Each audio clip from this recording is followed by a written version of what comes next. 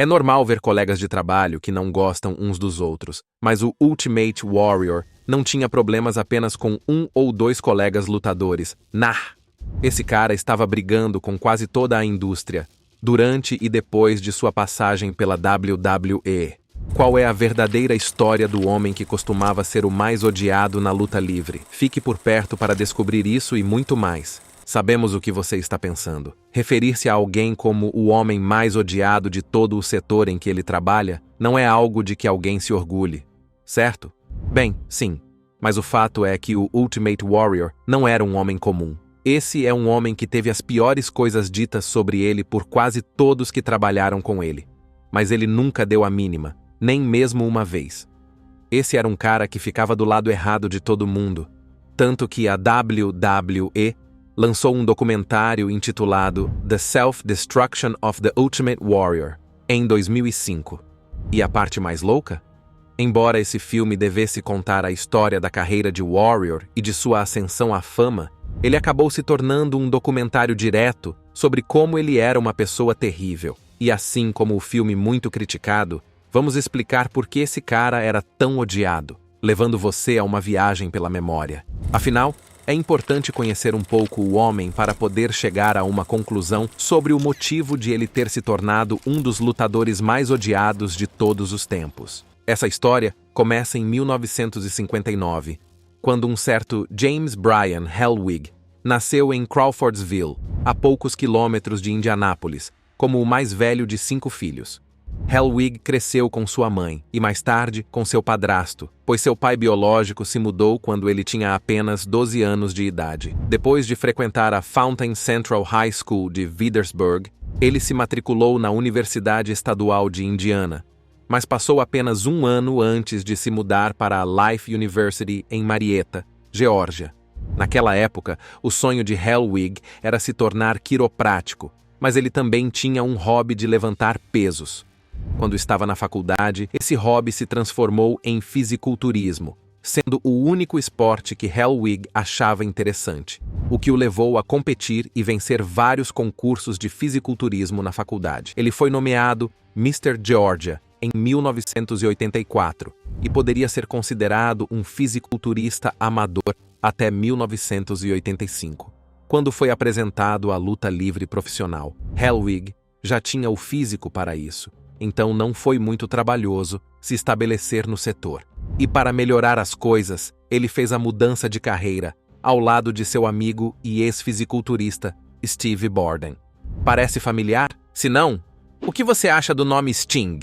Sim, é isso mesmo. Um jovem Jim Hellwig se aventurou na luta livre com Sting, formando uma equipe de tag chamada Blade Runners, lutando na UWF. No entanto, a dupla não durou o suficiente, pois Warrior logo decidiu seguir uma carreira de solteiro na WCCW. Ele entrou para a agora extinta promoção de luta livre, trabalhando sob o nome de Jingle Warrior e ganhando apenas $50 por noite.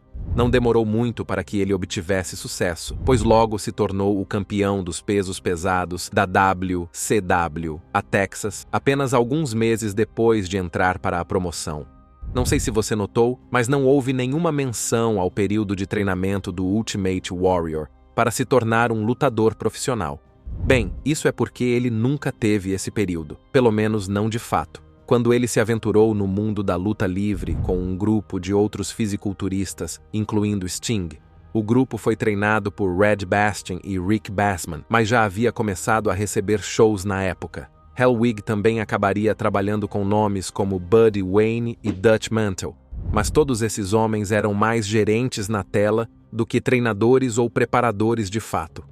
Em breve, falaremos sobre os efeitos resultantes do fato de ele não ter recebido treinamento real para o desempenho no ringue. Em 1987, apenas 2 anos após o início de sua carreira de lutador profissional, Warrior foi contratado pela WWE e passou os 5 anos seguintes se tornando um dos lutadores mais comentados do mundo. Durante seu tempo na empresa, ele se tornou 2 vezes campeão intercontinental dos pesos pesados e derrotou Hulk Hogan na WrestleMania 6 para conquistar o WWE Championship. Mas o problema é o seguinte: por mais que o Ultimate Warrior tenha sido um ator de sucesso no ringue, ele passou seu tempo na WWE, acumulando uma longa e perturbadora lista de delitos, que resumem bem o motivo pelo qual ele era tão odiado por todos. Faremos um rápido resumo de sua folha de antecedentes. E aviso, você provavelmente também o odiará quando terminarmos. Primeiro, houve as inúmeras alegações de má conduta sexual que parecem ter começado assim que ele entrou para a indústria. E Warrior não parecia se importar se era um fã ou um colega de trabalho. Literalmente qualquer pessoa poderia acabar sendo vítima de seu assédio sexual. Houve um caso em que ele fez comentários sexualmente sugestivos a uma fã no final da década de 1980, totalmente sem provocação. Como muitos de seus delitos decorriam de sua obsessão com seu próprio físico e aparência, Warrior supostamente disse a essa fã para sentir o poder de seus músculos, apesar da óbvia falta de interesse dela em seus avanços.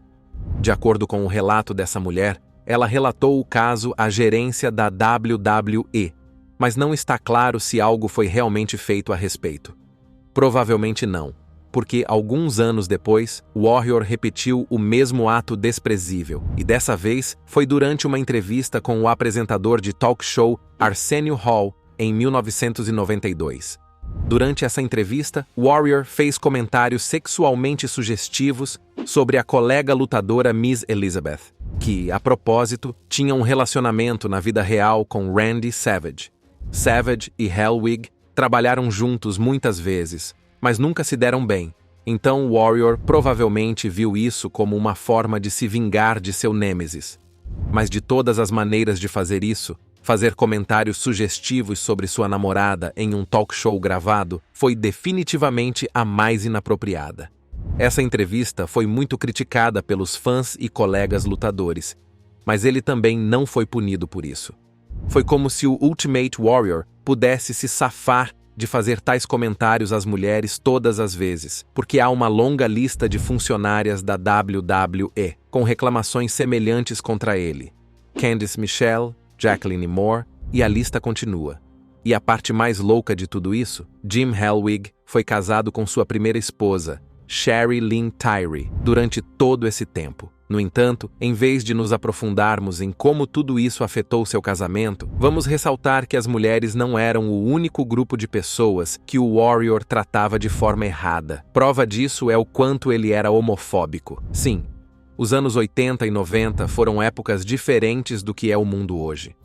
A inclusão não era tão profunda como é hoje, e muitas pessoas, especialmente em setores dominados por homens, tinham suas falhas ao lidar com casos relacionados à comunidade LGBTQ+. Entretanto, Jim Hellwig não tinha apenas falhas ou cometia erros com relação a esse assunto. Esse cara era homofóbico e falava isso em alto e bom som, muitas vezes até deixando isso transparecer em seu gimmick Ultimate Warrior. Em uma ocasião, ele declarou que acreditava que a homossexualidade era detestável e anormal durante uma entrevista em 1991. Poucos anos depois, ele repetiu comentários semelhantes, mas, dessa vez, não foi apenas em uma entrevista. Foi durante um discurso que ele foi convidado a fazer na Universidade de Connecticut.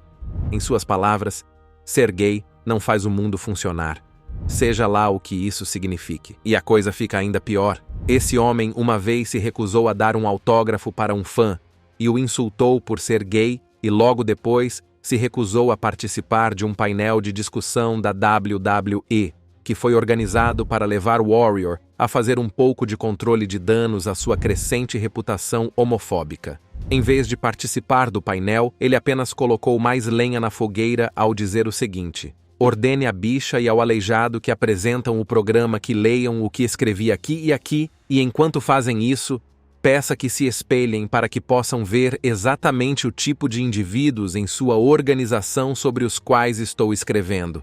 Sem desculpas, não discrimino os deficientes que decidem se comportar de forma degenerada. Em outra ocasião, ele estava fazendo uma avaliação de seu tempo em um cinema local, e tudo o que conseguiu falar foi sobre como achou nojento um casal gay que estava no cinema com ele. Em suas palavras, um cara sem o marido e dois machões fisicamente repulsivos batendo na língua um do outro. De verdade. Na primeira fileira tiveram muita dificuldade em se aproximar da minha obstinação heterossexual baseada em princípios. Então, em um ato de puro prazer egoísta, o cara foi fisicamente expulso pelo segurança masculino, adorando inconfundivelmente cada momento masoquista e manipulado pelo homem. Depois de tudo isso, Warrior chegou a detalhar sua aversão à homossexualidade em seu livro One Warrior Nation. Então sim, muitas pessoas na indústria da luta livre tinham reservas em relação às pessoas LGBTQ+ naquela época, mas o Ultimate Warrior também era o Ultimate Homophobe. Fazer comentários sexualmente provocativos sobre as mulheres, ser extremamente homofóbico, certamente não há nada pior do que isso com esse cara, certo? Errado. Além de sua longa lista de hábitos ridículos, Warrior também era terrivelmente racista. A palavra mais bonita seria conservador.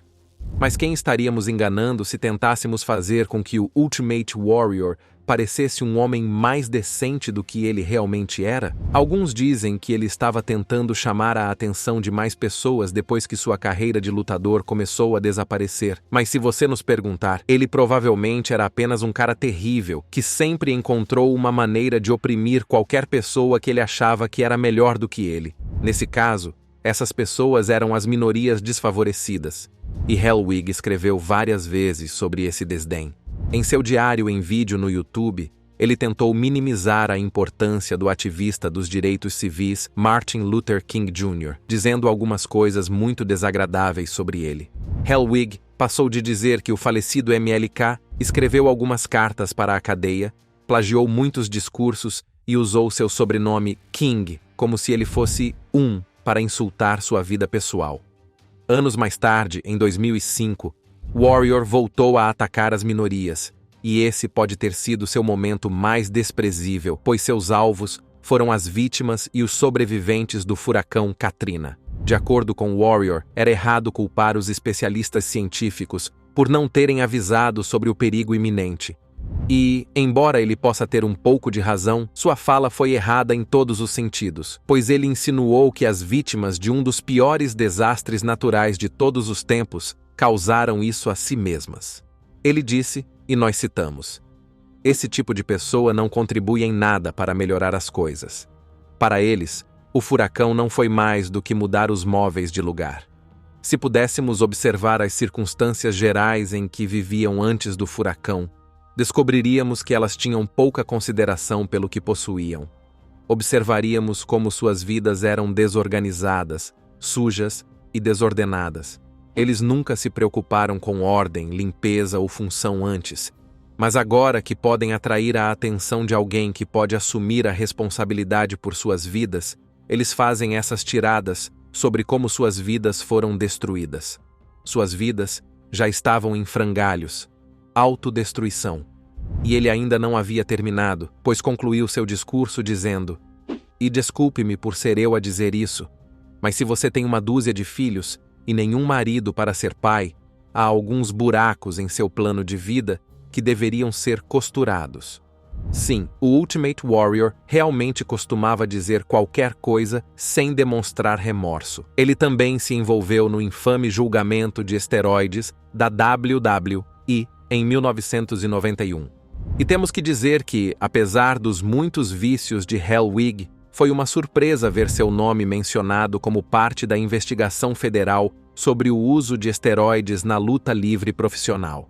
Afinal, vimos seu histórico anteriormente neste vídeo e ficou claro que ele passou grande parte de sua juventude na academia, construindo aquele físico perfeito que tanto apreciava. No entanto, a investigação revelou que Hellwig e vários outros lutadores haviam comprado esteroides de um médico chamado George Zahorian. Também foi relatado que Warrior deixou um estoque de esteroides em um quarto de hotel em Maryland, em fevereiro de 1991.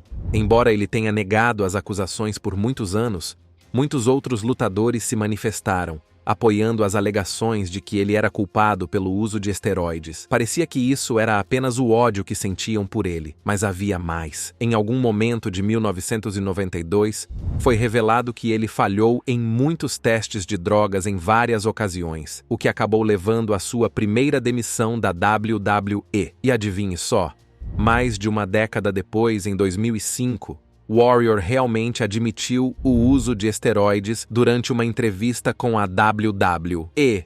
Então, parece que seus colegas não estavam realmente odiando. Esse não é o fim das coisas que Warrior fez que o tornaram tão odiado na indústria da luta livre. Muitos de seus ex-colegas falaram sobre o motivo de não gostarem dele, e praticamente todos eles têm motivos diferentes para não gostarem dele. Para Bret Hart, foi mais por causa da forma como ele tratava mal os fãs.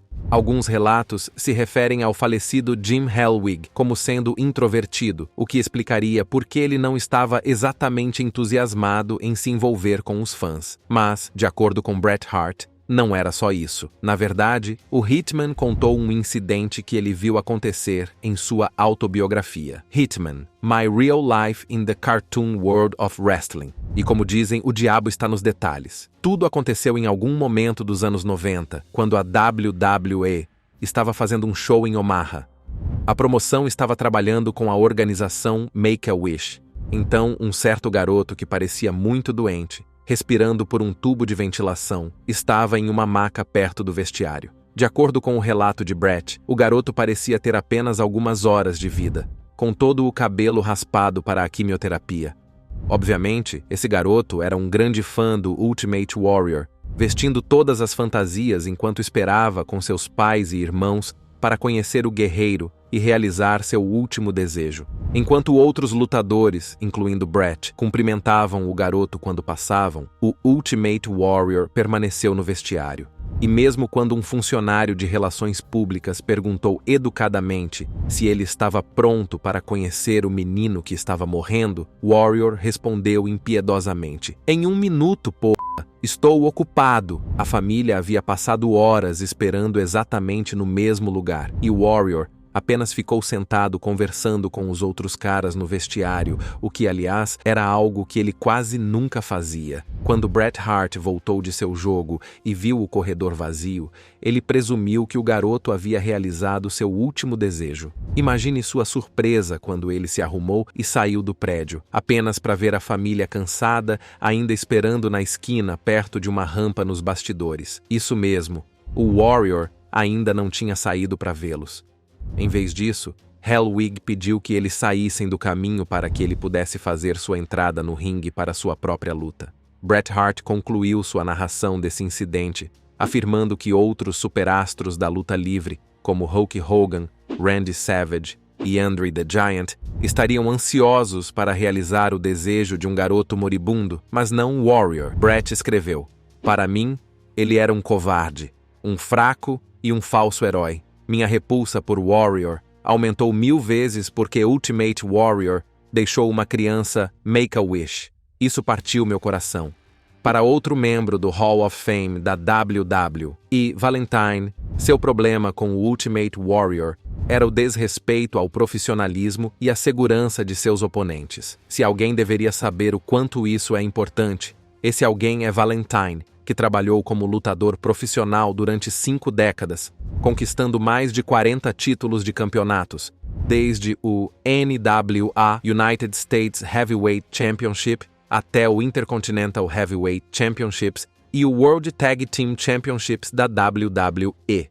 Ele teve muitas passagens pela WWE, mas foi durante seu tempo na empresa sediada em Stanford, entre 1984 e 1992, que teve encontros suficientes com o Ultimate Warrior para chegar à conclusão de que ele era um lutador tão terrível quanto era um homem. Na opinião de Valentine, a falta de habilidade de Warrior para atuar no ringue estava ligada ao fato de ele nunca estar disposto a aprender ou melhorar. Em suas palavras, "Não se pode ensinar nada a The Warrior. Ele entrava no ringue e queria correr de um lado para o outro. Então, eu ficava lá até ele se cansar. E então, eu o chutava e o segurava, mas ele não sabia como vender. Eu o obrigava a vender e batia nele com força. mas ele não sabia nada sobre luta livre. Ele era horrível pra caramba. Valentine também falou sobre um fim de semana que passou trabalhando com Warrior na estrada em pequenas cidades da Flórida e da Geórgia. Ao descrever a experiência de trabalhar com Warrior, ele disse: "Foi horrível. Ele era horrível. Essa foi a pior semana do negócio." E antes que você se pergunte quem é Valentine para falar mal de alguém tão famoso como o Warrior, gostaríamos que você observasse que Valentine não é apenas um dos artistas mais habilidosos da história da WWE, mas de toda a categoria de luta livre. Portanto, se ele diz que o Warrior era terrível, é melhor você acreditar. Até mesmo o lendário comentarista e executivo da WWE, Jim Ross, apoiou essa afirmação em várias ocasiões. Em uma ocasião, Ross disse: "Warrior não conseguia lidar com uma luta longa. Ele não tinha o condicionamento cardiovascular necessário. Teria sido perigoso para qualquer um que programamos contra Warrior enfrentá-lo em uma luta longa, pois a exaustão causa erros." E mais recentemente, em um episódio do podcast Grilling JR, Ross falou novamente sobre Warrior, dessa vez aprofundando o tempo do lutador na WWE. De acordo com Ross, que é amigo íntimo de Vince McMahon, o presidente sempre tentou empacotar e comercializar Warrior da melhor forma possível. Ross explicou ainda que McMahon sabia que o Ultimate Warrior tinha toda a aparência necessária para ser um lutador de sucesso nos anos 80 e 90.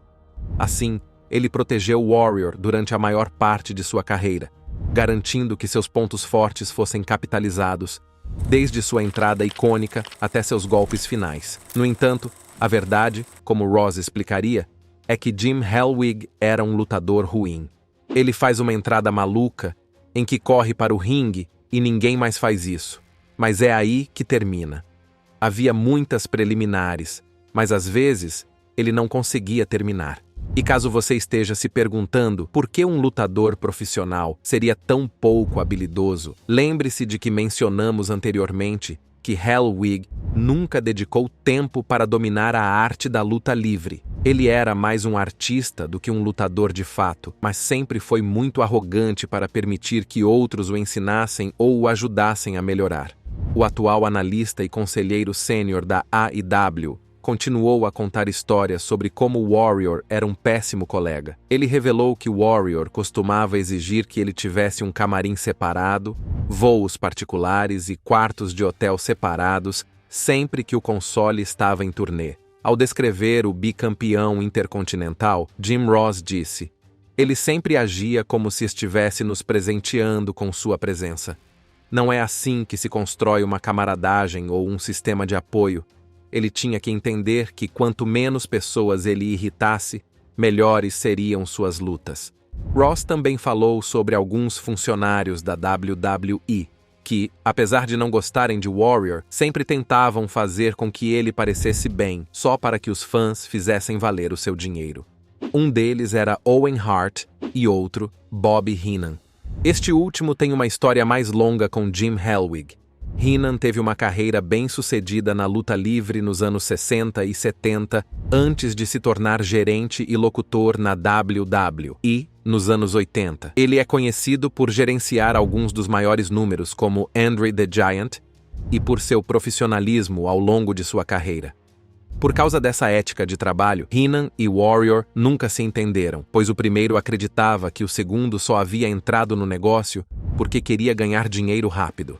Certa vez, Heenan contou uma história de quando ambos trabalhavam na WCW. A história dizia que Warrior atacaria Bob no palco, mas antes do show, Heenan chamou Warrior de lado e lhe disse expressamente que não tentasse acertá-lo com um clothesline, pois ele estava com uma lesão no pescoço. Na hora do show, adivinhe o que Warrior fez? Isso mesmo.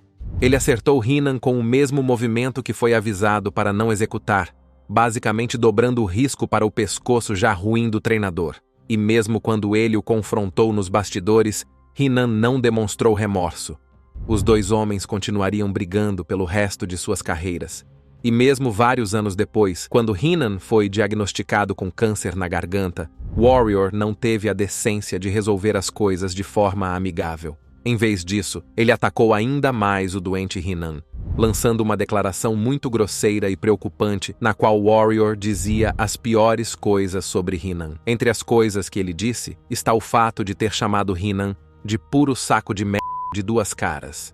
E depois acrescentou: "Você está morrendo, doente por dentro, e não há mais tempo para recuperar a integridade que mais importa no leito da morte." E aqui está a pior parte. Imagine estar deitado, respirando seus últimos suspiros, sabendo que você se prostituiu a vida inteira e que em seus últimos anos terá que esvaziar seu próprio saco de lixo pessoal, confirmando para você o valor real do que realizou em sua vida. Vince não poderia ter chegado a uma conclusão melhor. O karma é uma coisa maravilhosa de se ver. Essa é a pior coisa que alguém poderia dizer a um doente terminal. Infelizmente, a saúde de Bob Heenan continuou a se deteriorar terrivelmente até sua morte em 2017. E embora as palavras duras do Ultimate Warrior em 2002 nunca tenham sido realmente abordadas quando isso aconteceu, mais tarde elas seriam mencionadas após a morte dos dois homens. Em 2017, a WWE lançou uma campanha de conscientização sobre o câncer de mama e, por algum motivo estranho, decidiu ter Warrior como o emblema inspirador do movimento. Isso fez com que muitos fãs se manifestassem contra essa medida, referindo-se aos comentários perturbadores de Warrior sobre uma paciente com câncer quando ele estava vivo. A WWE não alterou o uso da imagem de Warrior para a campanha, mas a revelação dos comentários de Hellwig sobre um Heenan doente causou mais danos ao seu legado já manchado. Qual é a sua opinião sobre a vida e o legado desse superastro da WWE? Deixe-nos saber sua opinião na seção de comentários. E antes de ir embora, não se esqueça de curtir este vídeo e se inscrever no Ring Rivals para não perder os próximos.